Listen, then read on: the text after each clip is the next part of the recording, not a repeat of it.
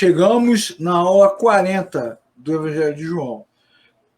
A partir da aula 39, nós já explicamos aqui que terminou o trabalho de Jesus relacionado aos hebreus ali, né, ao povo de Israel, todos aqueles milagres, todos aqueles ensinos. Agora Jesus parte para a sua semana já final, que é o momento em que ele vai ser preso, vai ser crucificado, vai morrer, vai ressuscitar, enfim. E aí, a partir do capítulo 13 de João, da aula 39, que nós fizemos semana passada, Jesus começa uma conversa com os seus discípulos, já num tom de despedida, né? Isso é bem interessante a maneira como o texto é construído.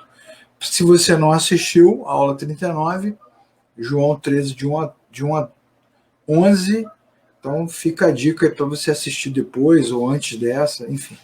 E hoje vamos falar desse pequeno trecho aí, João 13, de 12 a 20. Lê para a gente aí, Davi, por favor. Quando terminou de lavar-lhes os pés, Jesus tornou a vestir sua capa e voltou ao seu lugar. Então lhe perguntou: vocês entendem o que eu lhe fiz? Vocês me chamam mestre e senhor, e com razão, pois eu sou. Pois bem, se eu, sendo mestre e senhor de vocês, lavei-lhes os seus pés, vocês também devem lavar os pés uns dos outros. Eu lhes dei o exemplo para que vocês façam como lhes fiz. Digo-lhes verdadeiramente que nenhum escravo é maior do que o seu senhor, como também nenhum mensageiro é maior do que aquele que o enviou. Agora que vocês sabem essas coisas, felizes serão se as praticarem. Não estou me referindo a todos vocês. Conheço os que escolhi, mas isto acontece para que se cumpra a Escritura. Aquele que partilhava do meu pão voltou-se contra mim. Estou lhe dizendo antes que aconteça, a fim de que, quando acontecer, vocês creiam que eu sou. Eu lhes garanto, quem receber aquele que eu enviar, estará me recebendo. E quem me recebe, recebe aquele que me enviou. Pronto. Então já lemos o texto. Agora vamos partir para o nosso estudo, né, Davi? Estudo Sim. do Evangelho de João. Como a gente sempre faz toda semana, vamos dar uma pequena recapitulada, né? Sim. Bem pequena mesmo, só para poder a galera lembrar o que nós conversamos semana passada. Nesse último momento de Jesus com os discípulos, várias coisas serão ditas, várias mensagens serão transmitidas, vários ensinamentos serão estabelecidos e confirmados, ratificados. E aí nós vimos que, no início do capítulo, Jesus, surpreendentemente, na hora do jantar, ele assume a... Que isso, meu Deus? Nada não. Continua. Você, em vez de ficar prestando atenção na aula, fica aí brincando com o celular, é isso que dá. Que brincando? Ele assume a posição de escravo, tira as roupas, pega uma bacia d'água e lava os pés dos discípulos. Nós mostramos aqui na aula que é um ato de grande humilhação, porque nós vimos aqui no original e nos textos que quem fazia essa parte aí de limpar os pés dos convidados, das pessoas que chegavam da rua, eram os escravos, e eram os escravos mais escravos, né? Aquela turma assim de última categoria. Era um serviço assim de muita humilhação. O que combina com o versículo 7 aí, a partir do 7 até 11 de Filipenses, que fala que o Senhor Jesus se esvaziou. Então nós falamos sobre isso. A situação é tão inusitada no texto que os discípulos não sabem como reagir. Sim. A gente vê o exemplo de Pedro, no versículo 6, ele vai dizer o seguinte: o senhor vai lavar os meus pés? Eu não vai lavar meus pés, né? Não vai. Não vai porque eu não vou deixar, que isso é um absurdo, isso é uma vergonha, tá? Aquelas coisas que nós falamos aqui na aula passada. E Jesus então responde para ele: ó, o que eu faço agora, você não entende, vai entender depois, num outro momento. você entenderá o que eu estou fazendo, e nós também explicamos o sentido dessa afirmação que Jesus faz. E aí Jesus completa e diz: se você não deixar que eu te lave, você não tem parte comigo.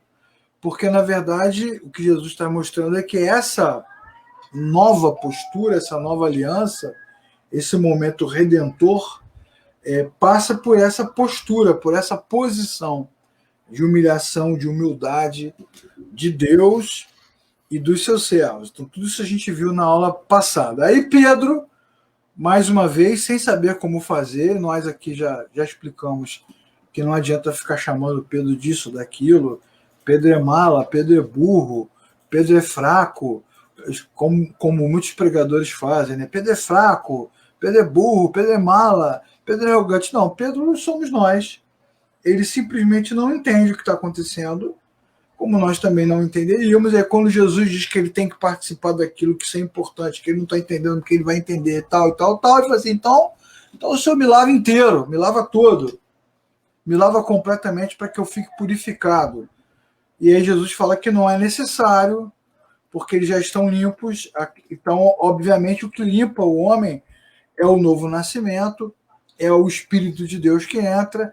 Esse ato de limpeza dos pés não é redentor, não é purificador, e também não é um ato restaurador, como nós falamos aqui, que muitas igrejas usam, né, esse momento, para você que está aí cansado, triste, abatido, as dores da vida, lutando, desanimado.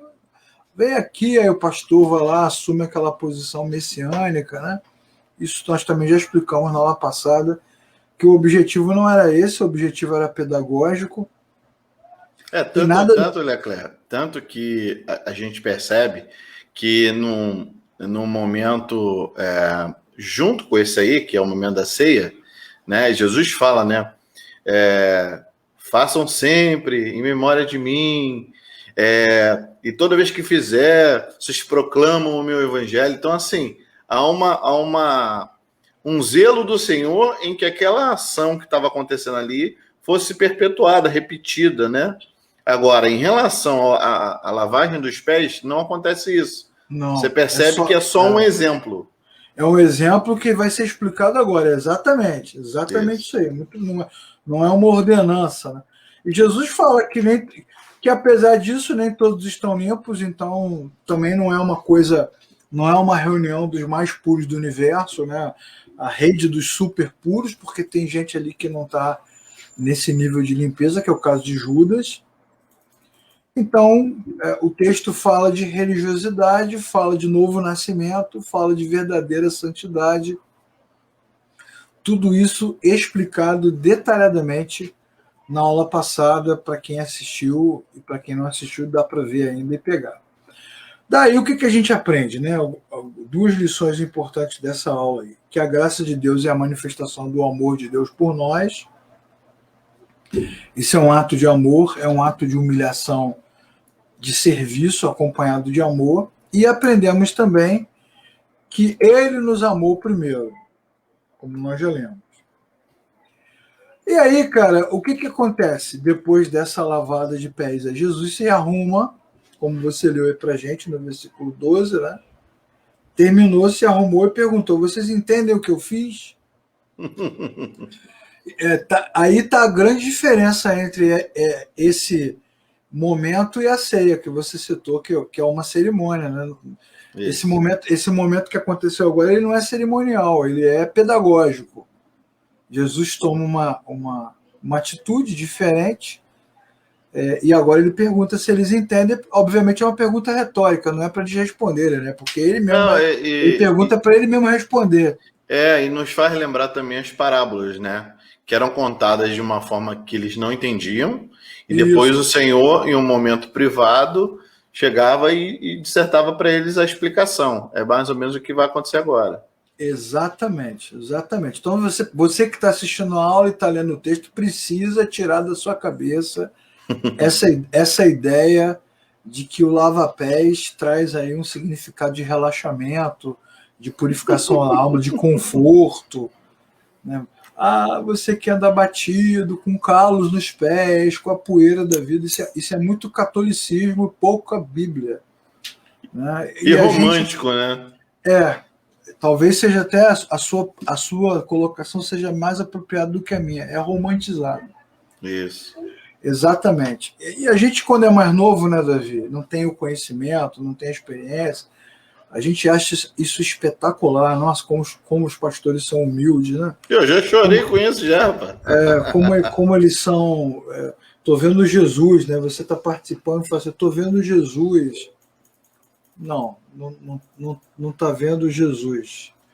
Nada disso. E agora a gente vai entender por quê, por causa da explicação que Jesus vai dar. Né? Jesus pergunta se eles entenderam e parte para a explicação. Bom, para começo de conversa, é um discurso de despedida. Jesus já trabalhou, já pregou, já ensinou, já separou, vocacionou, capacitou, e agora ele está se despedindo dos seus discípulos e a obra vai, né, o trabalho, o reino de Deus será entregue para eles agora, a partir daí para frente. Então é um discurso de despedida. Isso está muito claro. Uhum. Até porque no tom de Jesus está essa coisa que você falou do exemplo, porque ele mesmo fala. Né? Versículo 15. Eu lhes dei o exemplo. Não é eu lhes dei o exemplo como alguém que precisa ser imitado. Eu lhes dei o exemplo com o sentido que eu estou transmitindo agora. Sim. Então, vamos texto por texto, vamos parte por parte, como diria Jack, vamos por parte. No versículo 13, Jesus fala: vocês me chamam mestre e senhor, e com razão, pois eu sou. Então tem uma diferença grande entre a relação dos discípulos com Jesus e a relação dos judeus com Jesus. O discurso está claro, não é mais para os judeus, não é mais para a nação, não é mais um discurso nacionalista, nem ético, nem regional. Agora já é um discurso voltado para aqueles que nasceram de novo. E ele fala: vocês me chamam de mestre, como alguém que ensina, vocês me chamam de senhor, aí já é uma coisa mais divina, né? E tem razão, pois eu sou. E Jesus afirma: vocês estão certos, e é por isso que eles estão em estado de choque, porque sendo mestre e sendo senhor, ele não pode limpar os pés de ninguém. Ele que deveria sentar ali e ser tratado com luxo, com requinte, com glória, como fariam os fariseus. Né? Como fariam os fariseus. Muito bem. Aí ele vai: vocês me chamam de Senhor. E aí no versículo 14 ele diz: eu, sendo Senhor e mestre, lavei-lhes os pés. Ou seja, me tornei humilde, me humilhei, me ajoelhei e os servi. Servir vocês. Porque esse trabalho de lavar pés não é terapêutico. Jesus não fez um trabalho terapêutico. Jesus fez um trabalho de serviçal. O grande erro da interpretação do texto está aí. Não é uma coisa da terapia, que você vai voltar para casa pisando em nuvens, né? Eu fui para o culto hoje, o pastor lavou os meus pés, e todo aquele peso que eu estava, toda aquela dor, aquela culpa, aquele medo, ficou tudo na bacia. Parece até como se fazia antigamente nos batismos, né? Era batizado, todos os pecados ficaram no tanque. Ali, deixa o velho homem na água. Você sabe que algumas igrejas, até hoje são menos, né? Mas até hoje gostam de fazer batismo no rio. Água corrente. Sim. Porque a água corrente leva o pecado embora. Leva o corpo embora. Aí, se o cara faz em água parada, né, o tanque fica carregado. Né? Aí tá mais para Constantine do que para cristianismo. Né? Azar do último que se batiza. Né? O último que se batizar, se for uns 50, uns 100, assim, nessas igrejas grandes, o último vai sair até revirando o olho, possesso, de tanto demônio. Que ficou tudo dentro da água. Então não é uma cerimônia de purificação. É uma cerimônia de serviço. Jesus tirou a roupa, ele ficou nu, como os servos faziam. Nu, descalço, à vontade, para fazer um trabalho de servo. De quem está ali mesmo para limpar, para cuidar das pessoas. Ele diz assim: assim como eu fui mestre, e Senhor, e lavei os pés, vocês também devem lavar os pés dos outros. Então, fica aí a primeira lição da aula de hoje. O reino de Deus não é para reis, nem para imperadores, nem para senhores. O reino de Deus é para escravos. É um reino de escravos, de servos, de gente que serve. Essa pompa, essa arrogância, essa marra dos evangélicos, eu sou isso, eu sou aquilo, Deus me colocou nisso, naquilo, me deu isso, me deu aquilo, vai fazer acontecer, tal, tal, tal. Isso é antibíblico, isso é surreal, é maligno, é falta de conhecimento, é falta de fé, é falta de novo nascimento. O reino de Deus é feito de servos. A Bíblia diz que é um reino de reis e sacerdotes, é verdade, está lá em Apocalipse, mas é um reino de reis e sacerdotes que servem, e não que são servidos. É um outro tipo de rei, exatamente como ensina o Evangelho de Marcos, né? O rei prometido, mas o rei servo. Diferentemente do rei imperador de Roma, o rei cristão, o rei Jesus, é o rei servo, é o rei carpinteiro, é o rei da madeira, é o rei da mãe solteira, sem marido, é o rei pobre, do lugar pobre. Leclerc, como é que a gente entende isso se a gente tiver só um pouquinho de empatia e se colocar no lugar do discípulo? Não é? Pois é. Porque eles culturalmente esperam um Messias que vai vir... De glória, né? De glória, questão bélica, né? Um cara que vai vir para destronar os outros, tá ali se abaixando, lavando o pé, isso. Lugar de escravo, e falando que aquele ali é o lugar certo e que todos têm que ser humilde. Isso vai nos lembrar outras passagens, Davi, como, por exemplo, Mateus, capítulo 11, versículo 29. Tomai sobre vós o meu jugo, aprendam de mim que sou manso e humilde de coração. Sim. Então, esse Messias tão apregoado, conquistador, the conqueror, não é o Messias que Deus envia, é o Messias humilde. Não, e também dá para a gente vincular aí a frase que Jesus falou para Pedro, né? Não, vocês não vão entender isso agora, vocês vão entender isso lá na frente. Porque realmente, se você, nesse momento que você não viu Jesus sendo crucificado, não viu ele sendo ressuscitado com glória, não faz sentido, sabe, para eles. Exatamente. E é bom falar sobre isso, né? Pedro não entende na hora, Jesus fala com ele. O que eu estou fazendo agora você não entende, mas você entenderá depois. Depois ele entende. Lá em 1 Pedro capítulo 2 ele diz: para isso vocês são chamados. 1 Pedro 2, 21. Porque Cristo sofreu no lugar de vocês, dando-lhes o exemplo. Porque o sofrimento não tem a ver só com a cruz. Sim. Tem a ver com esse esvaziamento. A cruz é o auge do sofrimento. Mas a redenção não se dá pelo sofrimento. A redenção se dá pela morte. Agora, é uma vida de sofrimento. Como diz Isaías 53, homem de dores. Homem de dores. Olhando para ele, nenhuma formosura, via homem de dores. Experimentado em dores. Acostumado a sofrer. Disposto a servir. Então, Pedro fala depois, 1 Pedro 2, 21, 1 Pedro 3, 17, é melhor sofrer por fazer o bem, assim como Cristo sofreu. Então, a perspectiva muda na cabeça de Pedro, depois, né? Mas você tem razão, nesse primeiro momento é difícil mesmo. E quando você fala sobre isso, nas igrejas, né, para os irmãos, num primeiro momento, o que se entende? Que serviço tem a ver com diaconia. Arrumar cadeira, limpar a igreja, lavar banheiro, né? Lavar banheiro, a coisa que mais se fala, né? Você gosta de pregar, é mole, quero ver lavar banheiro. Né? Quanto já ouvi isso? Poxa, mas isso é diaconia, isso aí é trabalho. É o trabalho a serviço da comunidade. Mas o que Jesus está falando não é isso, está falando do serviço como estilo de vida, não como função ministerial.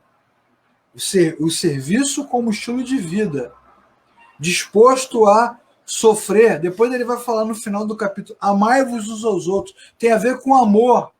Ele se humilhou não para cumprir um ritual religioso. Não, vou me humilhar aqui porque Jesus me mandou. Não, ele se humilhou diante dos discípulos porque ele os amava. Então, ele amava também servir aqueles que ele amava. Sai de dentro, não é uma coisa forçada. Ele também está apontando, Leclerc, para um atributo do novo homem, né?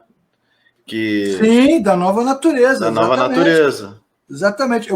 A gente tem que bater muito nesse ponto, porque se você que está assistindo a aula confunde o serviço, a humilhação do lava-pés com ser diácono, arrumar banco, levar cesta básica, entregar sopa, você está perdido, porque não é isso que o texto está falando. Ele não está falando de serviço diaconal, ministerial, né? Porque, na verdade, esse encontro de Jesus com os discípulos, se você pensar bem, é um encontro de amigos, num lugar fechado, não é um encontro público, é um encontro dele para eles, não tem a ver com a instituição igreja, com nenhum tipo de instituição, é uma manifestação de amor do mestre para com os seus servos. Então ele ama, e porque ama, ele deseja servi-los. Então ele fala assim, eu dei o exemplo, vocês são meus servos, vocês me amam, então amem-se uns aos outros. Amem-se como eu os amei. E como é que eu os amei? Servindo. O meu amor se manifestou com esse... E como é que é o serviço? O serviço é esse, é ir até o limite se necessário. É o sofrimento, a entrega, a doação, a exposição. E a gente sabe que isso passa longe das nossas comunidades de fé, né? O culto contemporâneo, ele é antropocêntrico, centrado no homem, né? Todo mundo ali esperando receber algo de alguém, igual aquele versículo, né? Que diz que você deve ser hospitaleiro, porque os servos de Deus são hospitaleiros, alguns sem saber hospedaram anjos. Aí o cara começa a receber as pessoas na casa dele, vai que é um anjo, né? Vai que ele me abençoe. O texto tá falando lá do Antigo Testamento, lá de Abraão. Tá falando aqui, não tá falando de agora, de semana passada, de que o nego recebeu um anjo em casa. Mas você vê que por trás desse serviço, desse trabalho, das orações, dos cultos, há um interesse que é pessoal, né? Todo mundo quer ser abençoado. Até na oferta, né? O cara dá a oferta porque ele quer travar o dinheiro, quer blindar, né, as finanças, quer receber mais 30, 60, 100 por um, aquelas coisas todas. Mas ele não faz por amor, né? Por amor. Você pega também o versículo que fala sobre a viúva que deu a oferta e Jesus estava sentado do lado do gasofilácio, do lugar onde ela dá a oferta, e Jesus perguntou, quem deu a maior oferta? Depois ele diz, foi a viúva que deu tudo que tinha. Aí vai o pastor, pega o microfone, você tem que dar tudo que você tem. Não. Eu tô rindo, Leclerc, porque eu já vi isso várias vezes. Tudo isso a gente já viu, né? Pois é. Mas o tudo que ela deu não é o tudo no sentido de quantidade ou de falta. É o tudo no sentido de que era importante para ela.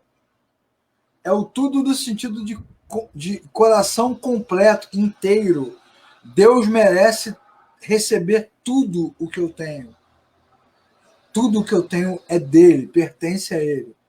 Que é o que Davi fala em Crônicas 29. Tudo é teu, Senhor. Tudo. O que nós te damos, na verdade, das tuas mãos recebemos. E é o que Jesus faz agora. Ele dá tudo, ele se expõe, ele fica nu, ele fica aberto, ele fica de joelhos, cabeça baixa, né? Podia ter levado um pescoção de Judas, né? Um tapão. Um pedala Robinho, né? Ele está ali e está dizendo que os verdadeiros servos são como ele, fazem como ele. Então você que está assistindo essa aula precisa pensar nisso com muito carinho, todas essas igrejas riquíssimas, né? Esses modelos religiosos riquíssimos, caríssimos, templos, né, pomposos, carro do ano, terno, não pode. e vários irmãos passando dificuldade, necessidade financeira, afetiva, emocional, né?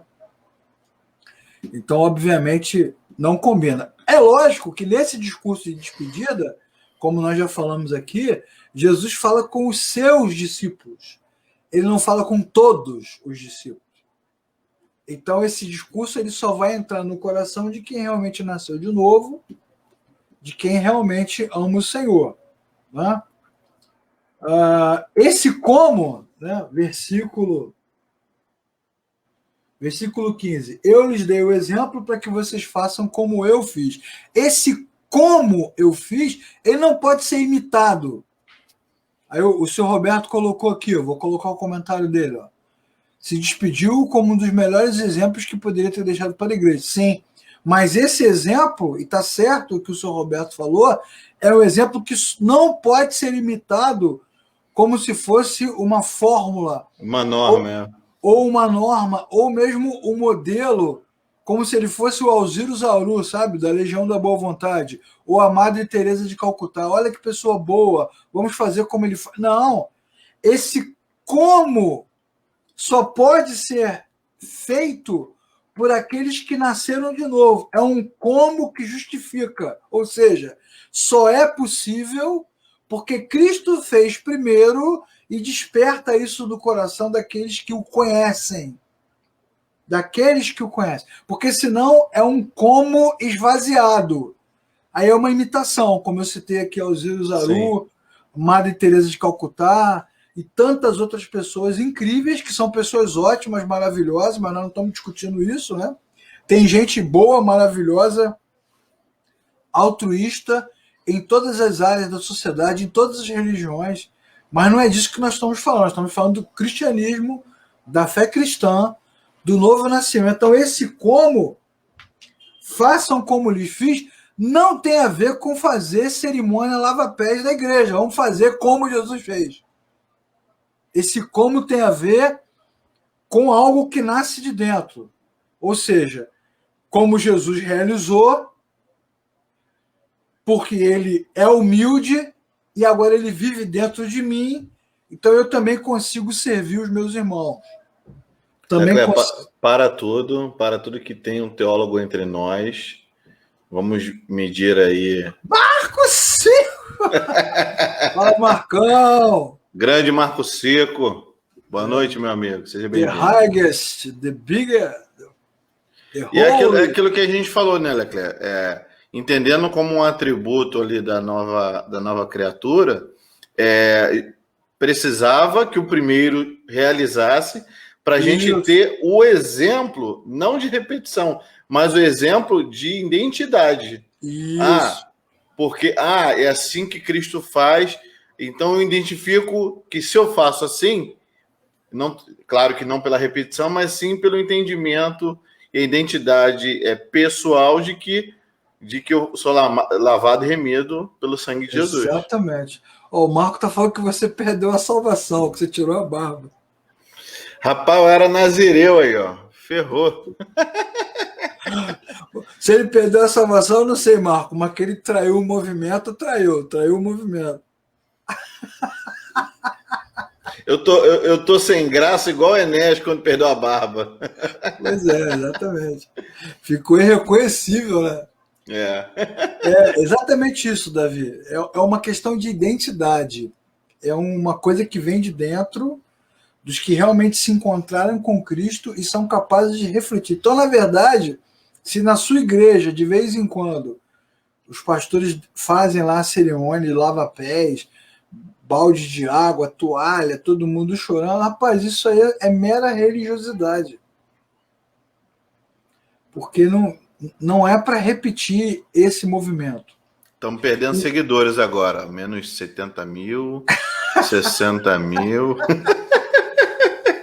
E se alguém, né, faz essas atitudes de caridade porque quer imitar a Jesus, aí Jesus vira uma figura, um vulto histórico, como todos esses nomes que eu citei agora.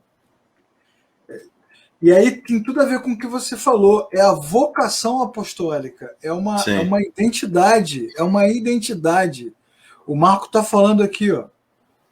Esse tema é de extrema importância. Muitas e muitas igrejas praticam lava-pés sem o verdadeiro entendimento deste momento. Rapaz, o Marco, eu e o Davi já participamos disso aqui em diferentes denominações. Sim, verdade.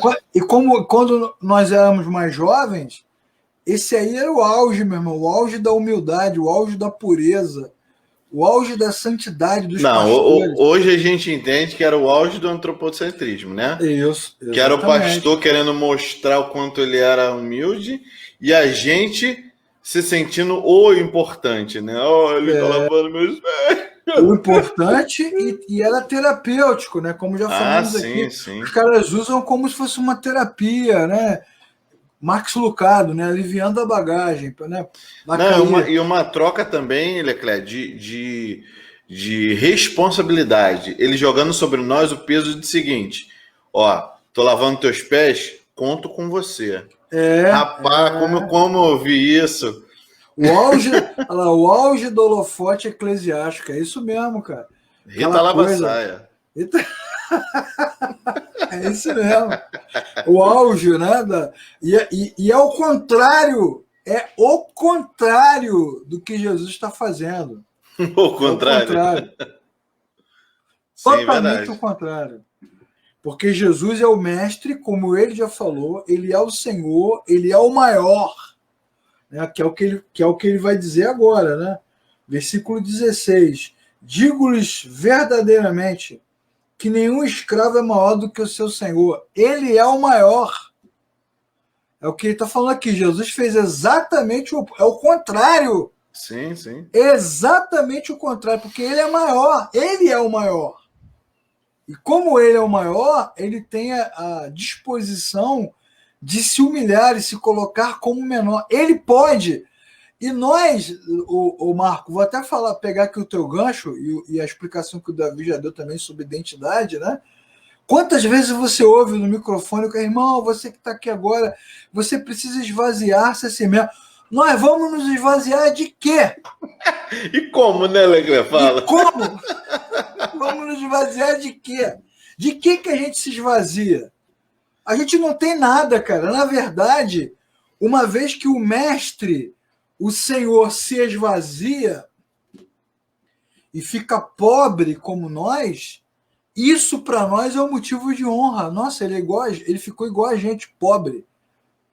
E ser igual a ele, como pobre, como servo, é um motivo de honra, de glória. Porque ele é grande, ele é o maior, ele é o sublime. Então ele não precisa disso. Nós não somos nada, então fica aquele discurso esvazio, como se o cara tivesse alguma coisa dentro dele. Esvazie, você precisa se esvaziar. O cara canta, quero me esvaziar. Tem até música, né? Quero me esvaziar. Esvaziar de quê, cara? O que você tem? O que você tem? Não, e também quando eu falei e como se esvaziar, né?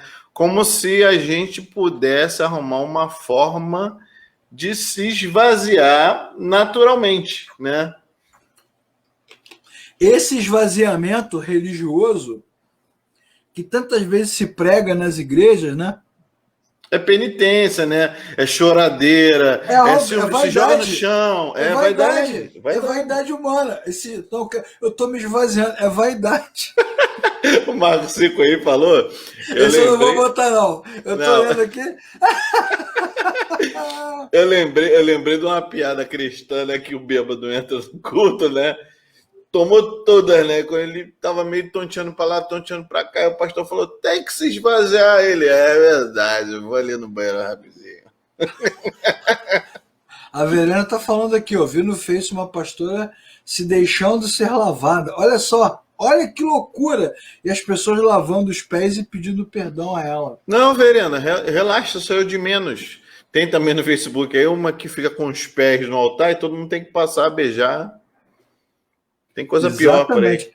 Bom, normalmente quando nós exercemos os dons, né, pregamos, ensinamos, cantamos, tocamos, falamos, evangelizamos, o que a gente faz? A gente mostra o que tem para dar, né? A capacidade que Deus nos deu, a habilidade que Deus... Mas a gente não tem nada para dar.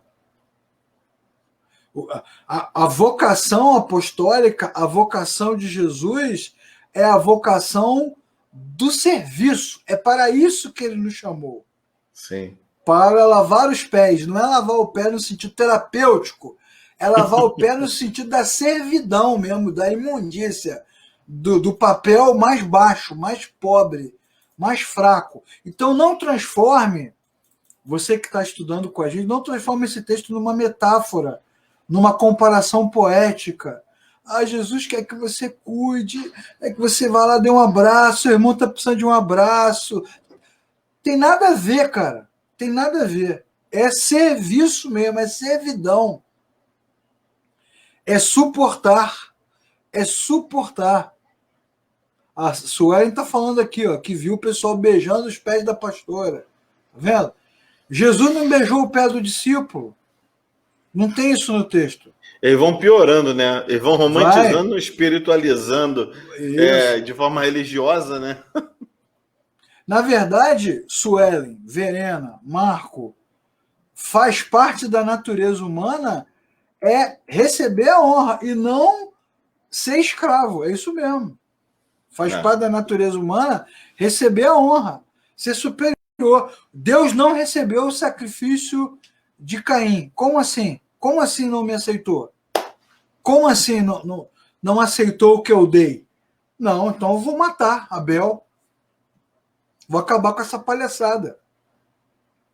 Faz parte da natureza humana, né? Dar glória e não ser escravo. Por isso que Davi fala, eu vou construir um prédio, um palácio para Deus. Aí Deus fala, você está pensando que você é quem, rapaz? Quem você pensa que você é? Você não é ninguém, você não tem condição de me dar nada. De me dar nada. Então essa coisa do dar, do entregar, do engrandecer, a única condição que nós temos como cristãos é lavar os pés, é servir, é andar humilhado. Essa é a única condição que Deus nos dá.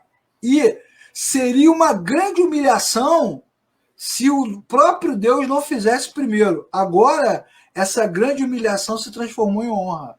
Se transformou numa coisa boa. Se transformou numa coisa boa. O que era uma indignidade virou dignidade porque ele deu o exemplo. Eu dei o exemplo. E ninguém é maior do que eu. Então agora façam. Sirvam. Se humilhem. Carreguem. Suportem. Sofram comigo. É isso, cara. É grande humilhação. E não grande glorificação. Olha como é que tem uma inversão, né? Essa coisa que acontece nas igrejas, dos pastores quererem que os servos lavem os seus pés, das ofertas, da riqueza, é a mesma mentira que vem do Éden. Deus sabe que quando você comer daquele fruto, você será igual a ele. É isso que o homem quer. Divindade, adoração, reconhecimento. Mestre, quando estiveres no teu reino, nos permita sentar um à sua direita e outro à sua esquerda. O homem quer glória, quer glória. E qual é a glória que Deus tem para o homem? Servir. Isso, só que ao contrário do que o homem faz, porque se eu chegar para o Davi e falar, Davi, eu quero que você faça isso, faça aquilo outro, faça isso que é necessário. Quando o homem faz isso com outro homem, a criatura com outra criatura, como é que o Davi vai se sentir? Pô, o Leclerc está querendo me humilhar. Ele está querendo me desfazer de mim. Ele está querendo me expor publicamente. Ele está querendo me envergonhar. Ele está me usando, está me manipulando. Só que aí, no cristianismo, o que Deus faz? Ele faz primeiro. Para que nós olhemos para ele e falemos, não, o meu Senhor fez. Pô. Isso não é uma humilhação. O contrário das igrejas, o que as igrejas fazem? Os líderes se colocam como divindades. Aí o crente, ele, ela, faz para o líder como se estivesse fazendo para Deus. Só que Deus não pediu coisas. Ele pediu o quê? Ele ordenou o quê? Serviço. Não pediu oferta, pediu serviço. Então, na verdade, o líder que te pede deveria te dar e não te pedir. Deveria fazer e não ordenar. É exatamente o contrário. Se os discípulos de Jesus se considerassem bons demais para prestar serviço uns aos outros, Então eles estariam querendo ser maiores do que o seu Senhor, que é o que Jesus fala no versículo 16. Tá certo? Digo-lhes verdadeiramente que nenhum escravo é maior do que o seu Senhor. Nenhum mensageiro é maior do que aquele que o enviou. Então, se os discípulos querem glória, querem honra, querem poder, querem autoridade, querem reconhecimento, querem aplauso, querem se sentir guarda-chuvas espirituais, homens e mulheres de cobertura, pais da fé, Davi é o meu pai na fé. Aí Davi fala, o Marco Cico é meu pai na fé. Aí o Marco fala, Roberto é meu pai na fé. É todo mundo, um dando glória para o outro. Isso é um surto, é um delírio da religião. Porque o mestre, o que é maior, serviu humildemente, humilhou-se humildemente. Então, o cristianismo ele não é feito de honra, ele é feito de humilhação. Ele não é feito de glória, ele é feito de serviço, de dedicação, de entrega. É um assunto tenso, porque mostra como as nossas comunidades se afastam cada vez mais. Não é de agora, não é um problema do Brasil, da América Latina. É um problema de sempre, da Igreja Romana, na Idade Média, por isso que teve a Reforma, da Igreja Apostólica. É tenso, é um assunto tenso. Né? Eu fico vendo aí, Marco, você que está com a gente aqui até agora, esses seminários aí, todo mundo quer diploma de teólogo, ninguém quer ensinar ninguém. Verdade. Né? Ninguém Todo quer mundo ensinar ninguém. quer o gabarito, né? Ninguém quer discipular ninguém. Né? Ninguém quer contribuir. Nego só quer gabarito, quer diploma, quer ser chamado de teólogo, quer espaço para falar.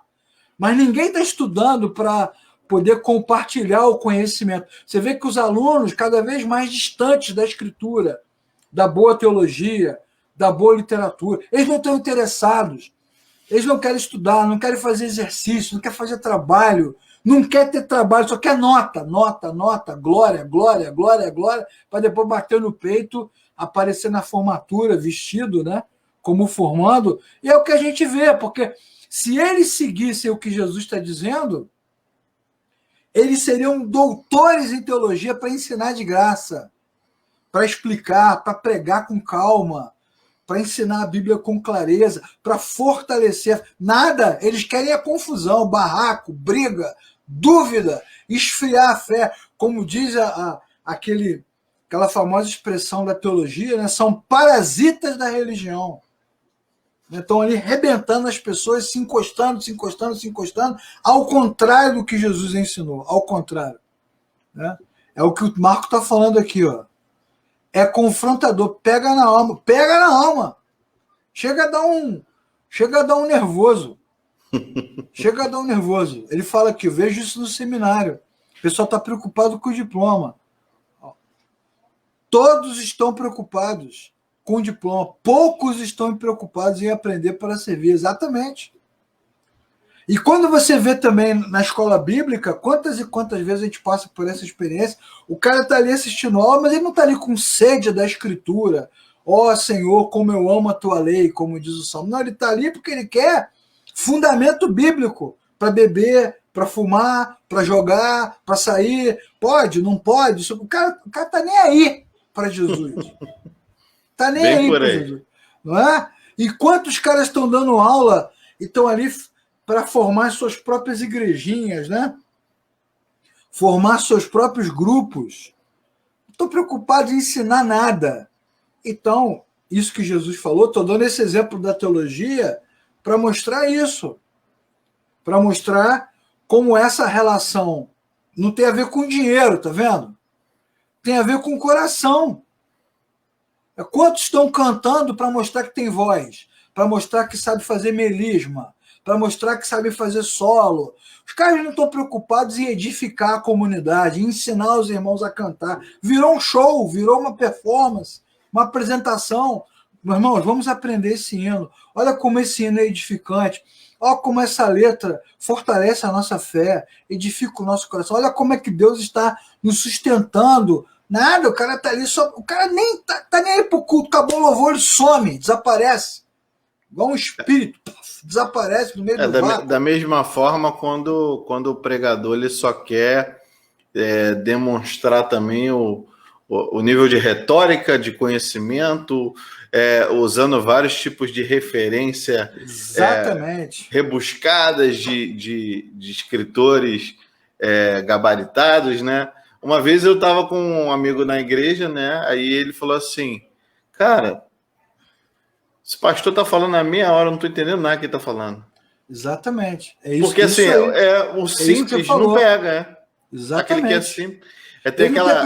Ele não tem preocupação de ensinar nada. Sim, né? sim. Nada. Não, mas tem aquela máxima também, né? Que diz que se você você tem que falar para lavadeiras e doutores entenderão, alguma coisa assim, né? É a preocupação de você simplificar de uma forma que todos possam entender. Não só os doutores que estão ali dentro, né? O Marco está falando, é quase uma missa em latim. Verdade. Sobre o texto, Leclerc, eu estava aqui caçando aqui, que eu me lembrava dessa mesma passagem lá em Lucas 22, diz assim, lá no 21. Mas eis que a mão daquele que vai me trair está sobre a mesa, né?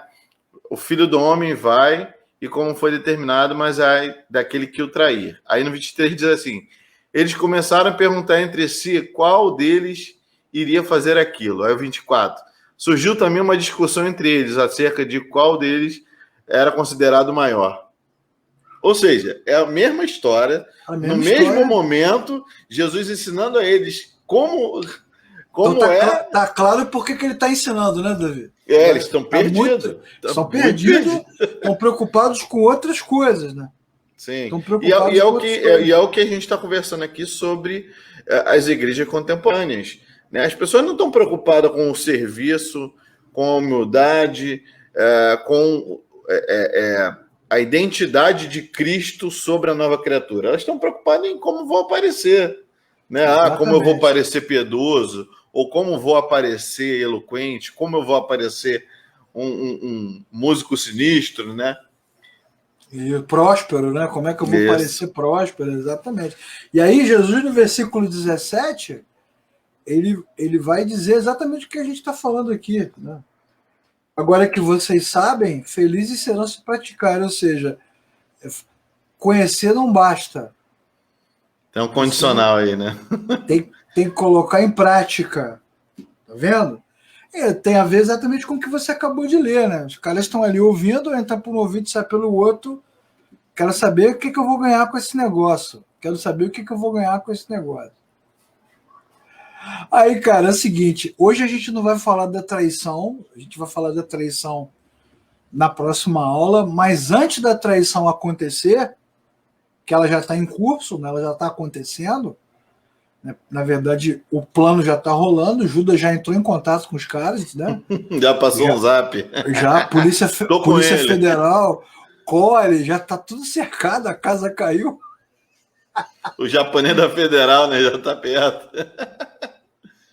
Ele mesmo. Na verdade, a traição está em curso, mas Jesus ele vai dizer o seguinte, que essa expectativa que eles têm de glória, de reinado, de poder, eles realmente creem que Jesus é o Senhor, que ele é o Mestre. E a prisão de Jesus vai desestabilizar os caras, né? É óbvio, né? Você, o que está acontecendo, né? Ele acabou de entrar na cidade e ser aclamado rei. Agora vai sair daqui algemado. E aí Jesus fala o quê? Que quando ele for traído, essa traição, na verdade, ela é um cumprimento das Escrituras, Salmo 41, e ele está antecipando o fato e está dizendo com clareza o que vai acontecer, para que eles saibam e creiam que ele é. Ele vai dizer no versículo 19, né? A fim de que quando acontecer, vocês creiam que eu sou, do tipo assim, está acontecendo não porque Judas está de olho no dinheiro, ou porque os fariseus têm poder, ou porque ninguém quer a minha cabeça. Está acontecendo porque eu estou comandando. Mais uma vez, estamos falando desse ponto aqui. Jesus foi preso porque ele estava lutando contra o status quo. Os religiosos são os pastores de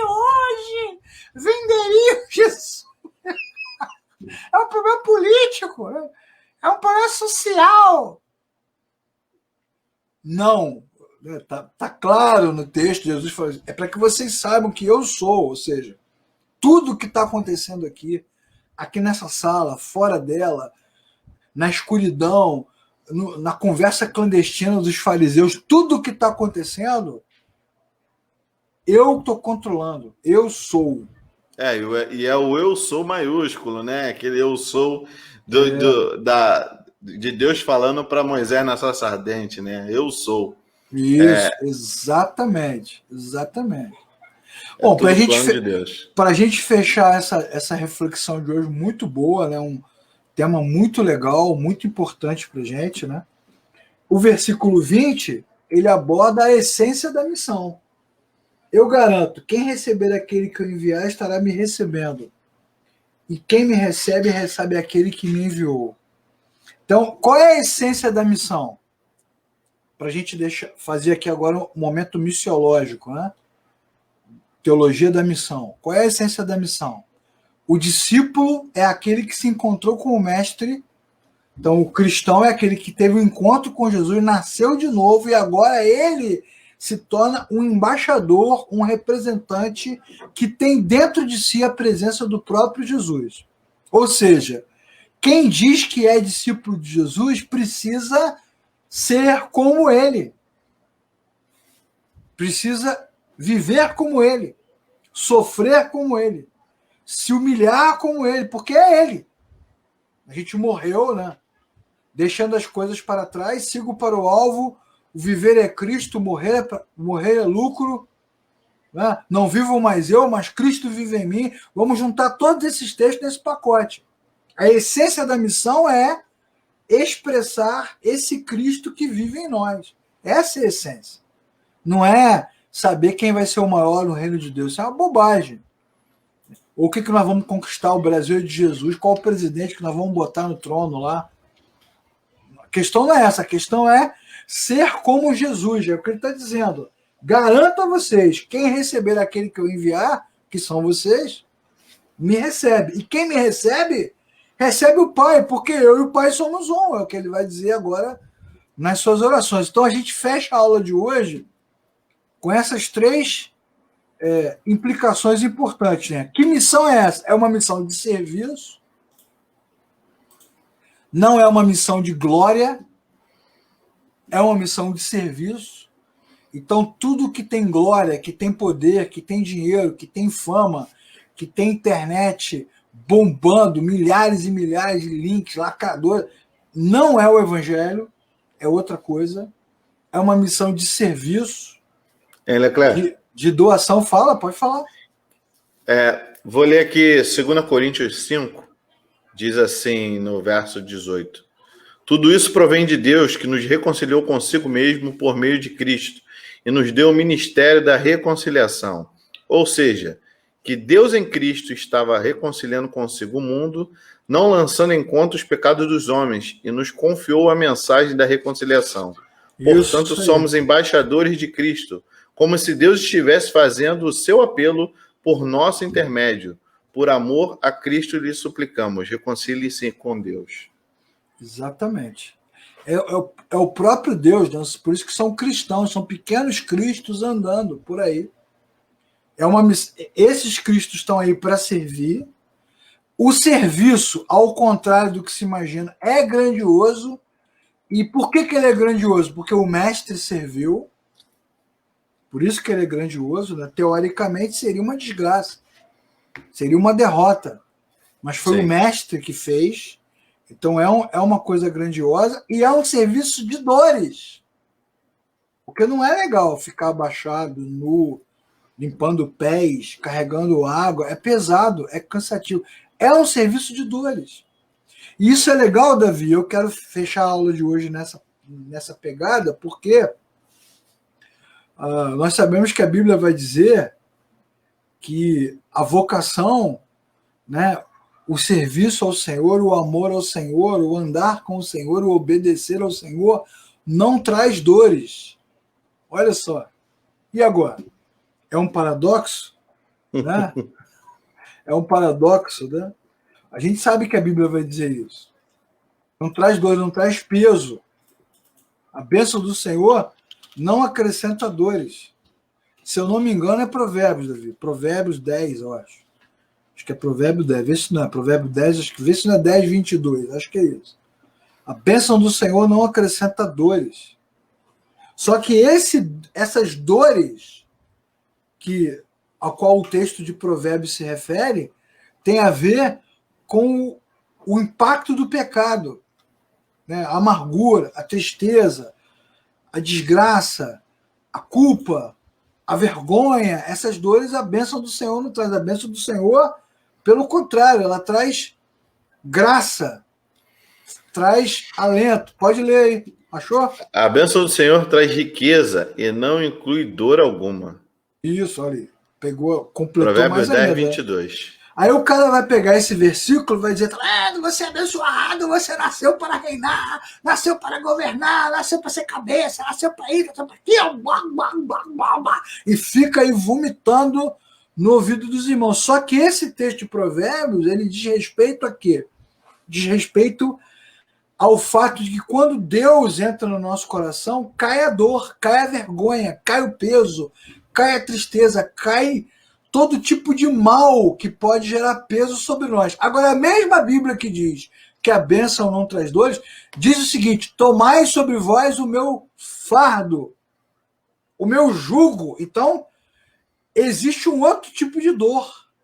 Uma dor que é boa. Sim. Uma dor que é leve, uma dor que não mata. Cansa, mas não destrói, né? Nesse sentido. Então, servir cansa, mas não destrói. Ao contrário, constrói. A própria morte de Cristo é prazeroso. Vida. O que Jesus falou aí no verso 17, se eu não me engano? Que felizes são vocês se a praticarem. Jesus está dizendo, vocês vão sentir bem. Bem-aventurados. Bem-aventurados. Vocês receberão uma sensação boa, né? Não vai trazer dor de penitência, né? Dor de algo ruim, de peso. Pelo contrário, vocês vão sair leves, vão sair prazer, com prazer, né? Vão servir com prazer. Exatamente. Se você olhar direitinho para o texto de Provérbios, lá você vai ver que o escritor ele está te explicando um monte de coisa. Ele está falando sobre a diferença entre o justo e o tolo, o justo e o ímpio, né? Aquele que anda na presença de Deus é aquele que vive na impiedade. O que vive na impiedade, na tolice, nas trevas, ele sofre. E o cristão não sofre. Esse sofrimento ele não tem mais, porque ele está reconciliado com o Criador. Mas ele tem um jugo. Ele tem um fardo. Os crentes, eles querem a glória e não querem o fardo. Eles querem a glória e querem a autonomia. Eles querem a riqueza e querem a liberdade. Eles querem o fruto da árvore do Éden. Porque é isso que os pastores prometem para eles, que eles vão ser igual a Deus. Que eles vão viver num mundo de riqueza, autonomia, divindade. Somos deuses, somos arcanjos. Por isso que você ia ser chamado de Rafael, você ia virar arcanjo. Não, Rafael é meu irmão mais velho. Eu ia ser Emanuel, pior. Deus conosco. Arcanjo português. Eu ia ser Emanuel. É isso que eles querem, mas a missão, ela tem dores. Ela tem dor. Por quê? Porque realmente servir cansa, desgasta, leva. Mas esse servir, ele é bom. Por que ele é bom? Porque o que nos leva a servir, o que leva o cristão que nasceu de novo a servir, é o Espírito de Deus que está dentro dele, que imita o seu mestre. Ele faz exatamente o que o seu mestre fez. O que o seu mestre faria, servir. Servir. Entregar, doar. E não essa coisa do lavar pés para mostrar que a gente tem algum tipo de compaixão. Né? Muito bem. A partir daí agora, e com esse discurso final, no versículo logo em seguida, né, que a gente vai falar semana que vem. Judas vai sair para a missão dele pessoal, e vai começar. Vai dar o start aí no processo de crucificação. E aí Jesus ainda vai falar muitas coisas. Ele vai fazer o famoso discurso do não se turbe o vosso coração. Vai falar sobre a videira. Ele vai falar um monte de coisa legal e todas essas coisas virão daqui para frente. Então, né, Davi? Não percam as próximas aulas. Show!